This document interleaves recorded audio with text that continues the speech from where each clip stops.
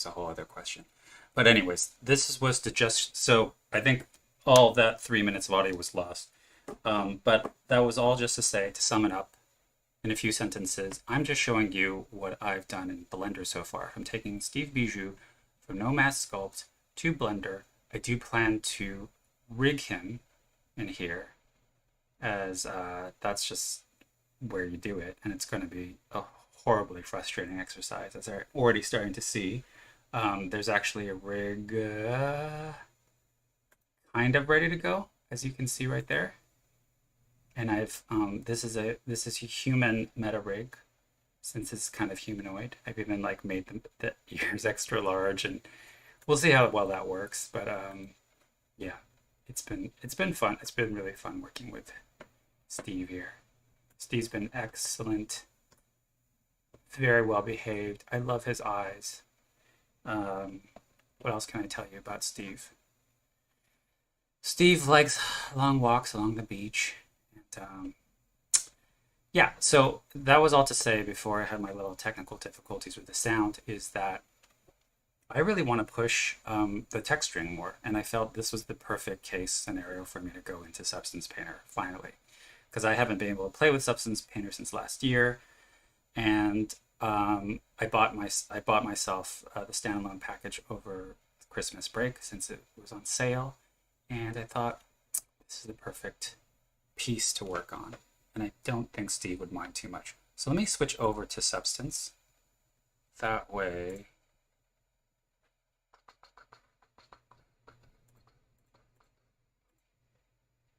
hold up. Let me transition to that. There we go. There we go. Beautiful. I'm going to throw my little window open. Oops.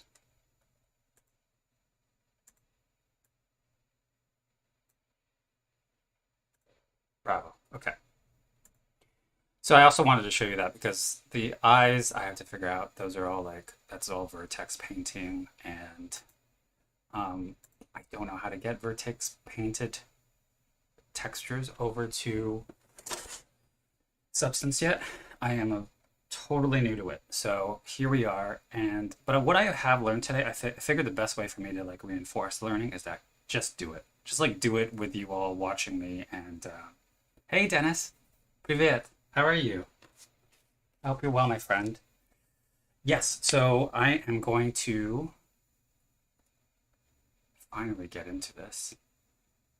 And I figured the first fun thing to do would be to add stitches. Stitches to his, that's my bloody pen. Stitches to these parts right here.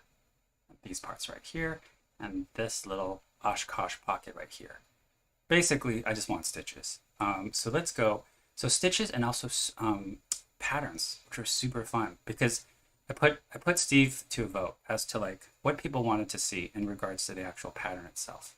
So I thought, oh, okay, well let's play with that. And I really was very thankful for all the lovely. Sorry, I'm still learning how to pan here, which is hilarious. There we go. So you can press F to focus. I literally have just picked it up in the first 3 tutorials on the Substance 3D channel, so bear with me as I'm like struggling with shortcut keys. But as you can see already, what I've done is dirtied up the pants a bit. So let's go back to the Oshkosh. That's what the map looks like right now.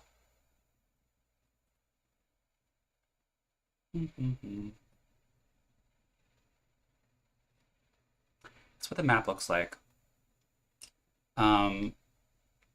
I've purposely not put down the stitches yet, because I just want you to see it in action. It's really great. This is the dirt layer, so if I took it off, you could tell it's way too clean. Steve is a tugboat captain. There's no way his little Oshkosh pants are going to be that tidy. So what we're going to do here is zoom in, zoom in. I have an orthographic view right now, so that way it'll be a little cleaner. And so there are 2 different layers here I've put on top. It is very Photoshoppy in terms of layers, so that part is very friendly. So there was the dirt. I won't run through that. I just love stitching. I was like, oh, this is so cool. So once I have that open, and where was it? Was it this? I think I already had it ready to go. Yeah, so I already have it ready to go as far as I can tell. Let me just double check here. Yes. So there are two different ways to do this. I could just go straight ahead and start laying down stitches like this. So the way you get to that even is, if I'm remembering correctly, this is an actual substance material that comes up when you literally put in stitch. So we're using one of the stitches right now, stitches straight. I have that connected, but you could easily do this and switch to a different mode. And I might use that for the laces on the shoes. Don't know for sure. In fact, let's experiment with a few of these. You could play with the well, that's interesting. It's faded.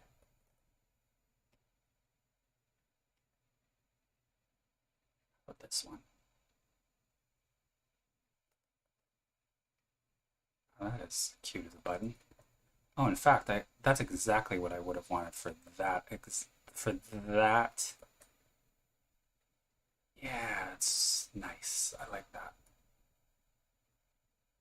And I made it blue to complement the blue on the sweater. Obviously, that can all be played with. But let me go back to the straight stitches. So what I want to do is, just to get sort of an accurate flow of the stitching itself, there is this lazy mode. I think it's called lazy mode. Lazy mode for the print. Oh no, that's pen pressure. That's not what I wanted. Sorry. This. See? Total noob. Let me just show you. Lazy mouse. My bad. So lazy mouse gives you this radius to play with. So that way, as you're moving, it'll follow it, but nice and slowly. So you get a more accurate. Whee! So there you go. Whoops.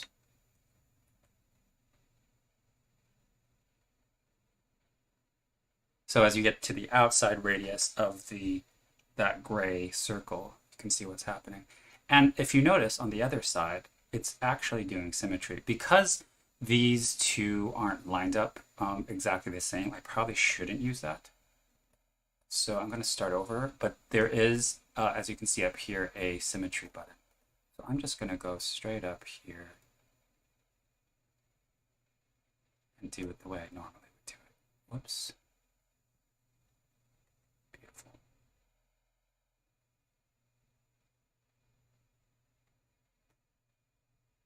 Huh.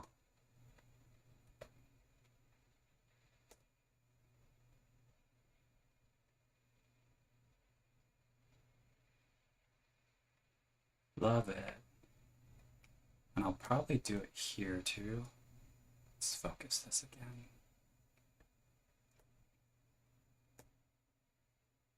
How's that for short key action right there? Okay, so there we go.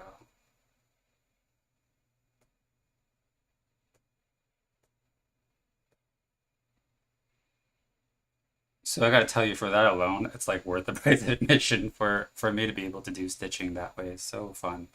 Because I was thinking about that the whole time. It's like, how do I do stitching without getting too lost? As you can tell, I've already done some work, obviously, with the sweater itself, and also stitching on the hat. But this makes me feel, or just general texture, this makes me feel I can really push it a lot more. And obviously, I get why people love, why people love substance painters so much. Having said that, I wouldn't say this is like the most easiest package to pick up. I mean, just in terms of like muscle memory retention, I don't know if I wasn't doing this every day, would it be that easy to sort of like keep going with it? Meaning, you know, like 2 weeks from now, would I remember how to do the stitching? Maybe. Maybe.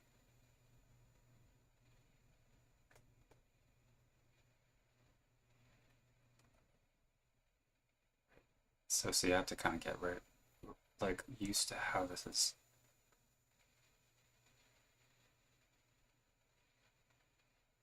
By the way, I've done like 0 retopo on this, so even with as much decimation as I did in Blender, it's a heavy file. And I only have myself to blame for that. But that's because I have such a resistance to doing retopology. I am loving the sweater, by the way. So I'm going to play with the sweater as well if I have time today, because from the tutorials I figured out a much better way of doing... Sorry, apparently I can't talk and stitch at the same time. I wanted to... Wait, how do I do this? I want to be able to... How do I... Okay, I know how to do that. I know how to do that. I keep on finding myself switching back to the mouse. Let's at least join the hole there. Whoops. Cool.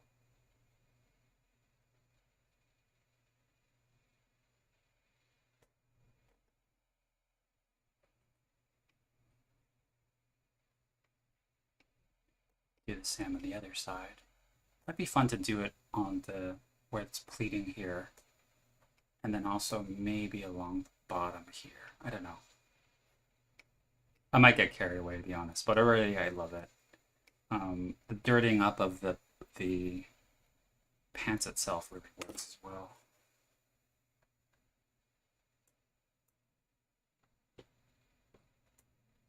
But these textures, by the way, just come straight up with the program, which is awesome. I don't know with a standalone license whether or not that affords me access to other smart materials. I think this is a mixture of smart materials and just the general materials.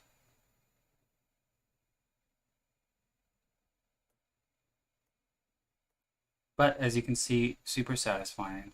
In the tutorial that they're sort of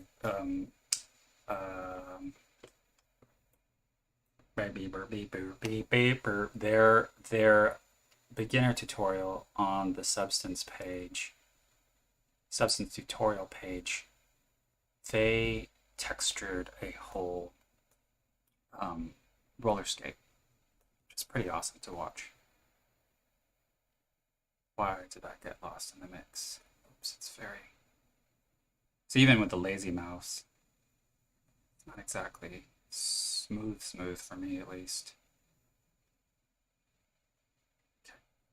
Okay. Let me not get too precious about that. Now, I'd imagine I can also just like as simply erase things as well. Not with that.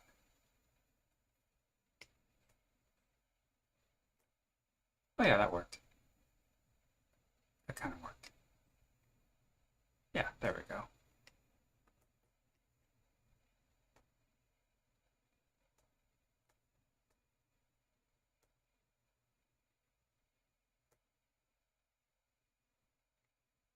Yeah. I'm gonna make good on my promise to do the bottom here.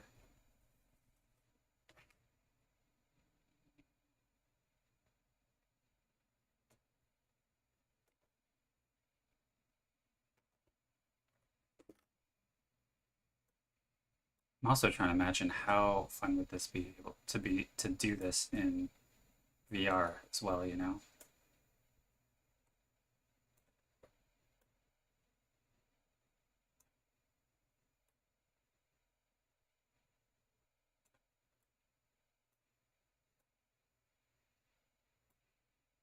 So I'll finish this one part here, but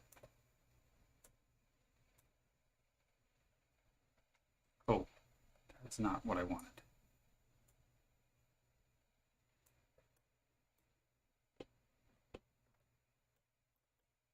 Interesting. How do you... Ah, there we go. Cool. I'll do the other side later. You can see it's a little off here. Let's continue on our merry way. I think I should dirty up this pocket a little bit. So again, so let's do three things. We're talking about patterns, stitching, and brushes today. So for example, I had this dirt layer for this, and I think I remember how I did that. We have to go to a different layer though. So that was a pocket square, and I think it is this. Pocket square, dirt, yeah, dirt. Dirt don't hurt. And for that, I can also pick a different. It's dirt 2. Actually, I'll do dirt 3 because I like the splashy quality of it. Yep. And so we're in here. Let's see how it looks. Yeah, cool. That one's, for lack of a better word, dirt simple. Oh, interesting. It's still using stitches. Let's take that out. Okay. Let's use the base color. I'm actually going to use the same yellow. Maybe a little dirtier. And then see how that comes out. Cool.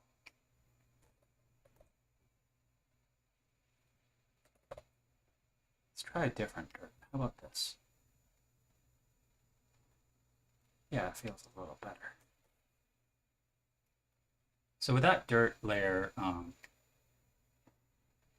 selected, I can play with the roughness. I could play with how metallic it is. Although in this case, we don't really need to.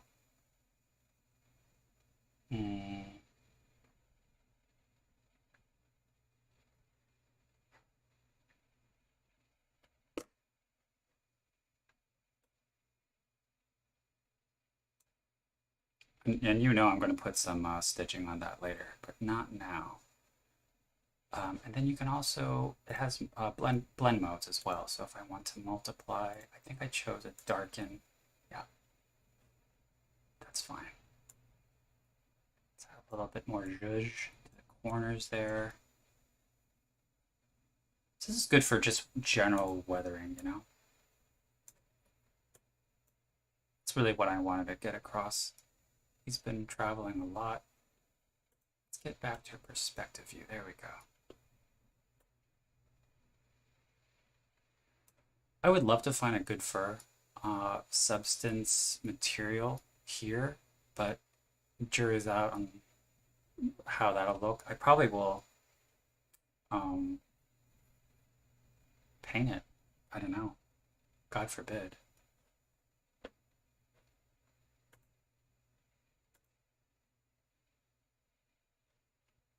Is everything going okay?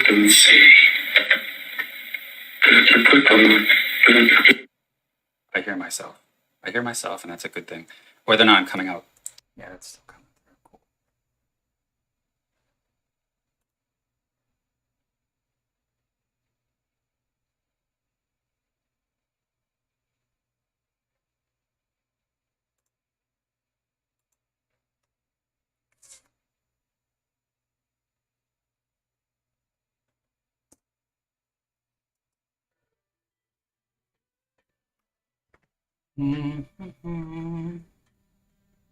Patterns. Okay, so the way that was done, let me turn down the music a little bit. Just okay. The way the patterns on arms were done, which I will replicate for this sweater itself, was really interesting. So, right, this is like your essential layer there. I just put the fabric on top of it, which was very simple. It was, where is it? Where is it? I think it was one of these. Yeah, it was a regular old fabric. Whoops, don't do that yet. Fabric that I literally just pulled on top, and then I changed the base color and had all sorts of fun from there. But what makes this interesting is that I can actually present a fill layer. It's a little bit complicated because like it's a fill layer on top of fill layers, and it's a way to basically, I'm going to just keep saying fill that specific mesh with a pattern without being able to paint on top of it. That is my understanding, and that's what I'm going to do again for the sweater. Now, you can see that I tried to do it just like DIY style, but I don't think that's truly the way to go. Let me go back to it. Where is it? I have a lot of layers, too many layers actually. So what I did is I actually painted them on as a mask. So I duplicated the fabric. It's a way to do it. There's nothing wrong with the way I did it, but the way that I'm going to do it now would offer a lot more control. So what we're going to do is, wish me luck, fill layer, right? But then that fill layer has itself a fill layer, right? Right?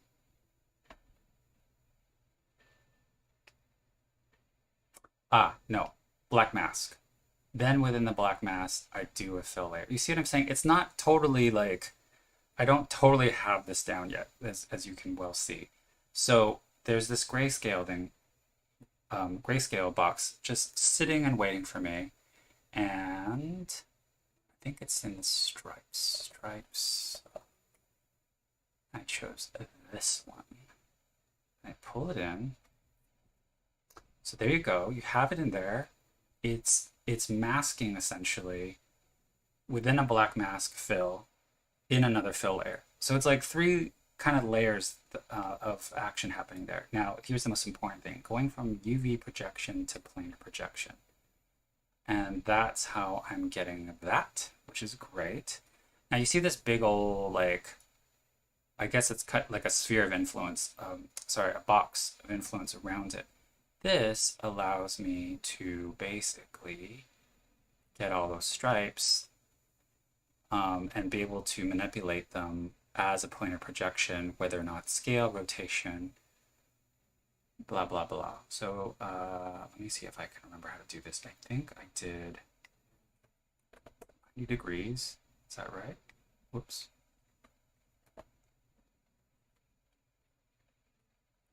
Not 90210, 90 degrees. That's not exactly what I wanted. Oh, there we go. Is that it? 45 degrees? Oh, okay. I see why, because it's different from the arms. Let's see if we get this right. Oh, okay. That's what I did. Okay, let's make them roughly the same size as the ones on the arms. Then obviously the rotation isn't quite correct. So maybe it's just 0. Yeah, 0. And then I can actually play with that. But, you know, once you got it down, as you can see, it works pretty darn well. And I want to make sure that the color is the right color. This base color is kind of an off gray. You want to make it fully white.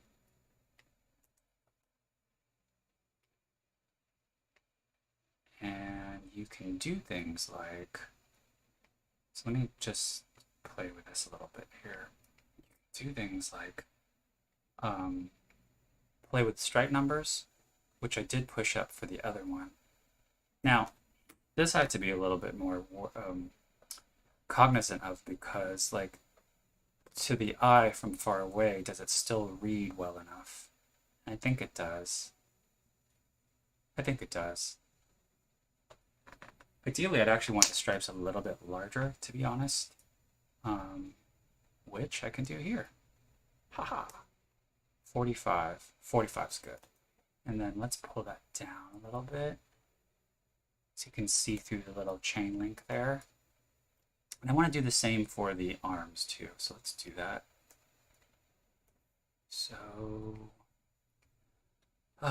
thank goodness I am not mucking things up too badly, because I really thought I was gonna forget all these little steps here.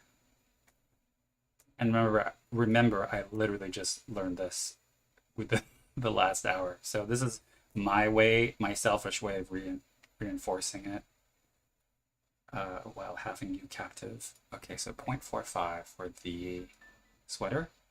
And we want to make sure that's the same for the arms. I don't, you know, for you substance painter folks, I don't know how you pull this off on a daily. And then there are all the other substance like products that we haven't even talked about, like Stager and Designer, and I'm just going to focus on the one.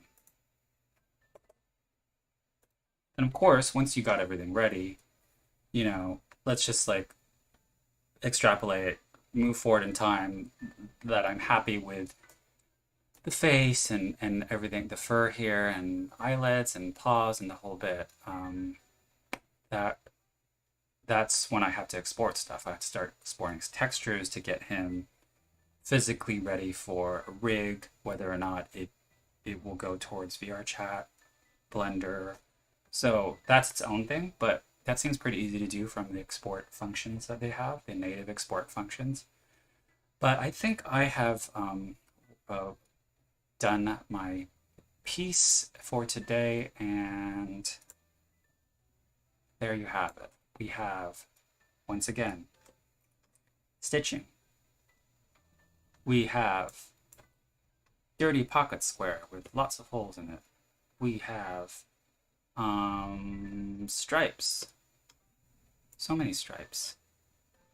Which is really what I wanted out of all this, was stripes. That's how that all began. I was like, I wonder if I could pull off stripes with this. And I want to do something with the hat. So if you have any suggestions about the hat, how to push that a little further, I feel like it's nice, but it lacks actually the wooliness of the sweater. So I might actually replicate that here, but in red. And then maybe zhuzh it up with a really light pattern. Don't know. We'll see. Speaking of patterns, before I go, like, it's super fun to even just play with patterns. For instance, if I just like pull that in, look how easy that was. Like, it just becomes hipster Steve. Yeah, so very easy. Very easy. It looks like he's skiing. All right, everyone, thank you so much. I don't know why I looked like I was praying, but enjoy your evenings. I appreciate y'all watching, if you are watching, and I bid you adieu for now. And hopefully next time you see Steve, he doesn't look like a resurrected zombie, but a very kind tugboat captain who will transport you to different realms. All right, take care, my friends. Night.